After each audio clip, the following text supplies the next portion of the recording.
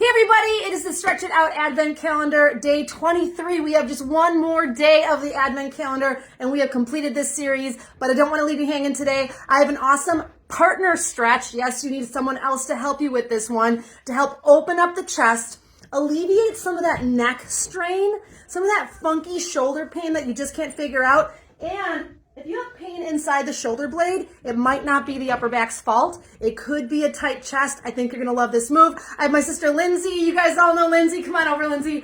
She is going to be my co-pilot here, and I'm going to do the stretch on her. So if you are going to, you each should get a turn on this, but all she's going to do is turn around.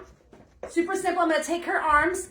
I'm going to pull them back. She's going to turn her palms in, and then I'm going to pull her arms back. And as I do that, I want her to relax her shoulders down. And then as she does this, Lindsay, now I want you to lean forward. So lean into your chest. Think about lifting your heart.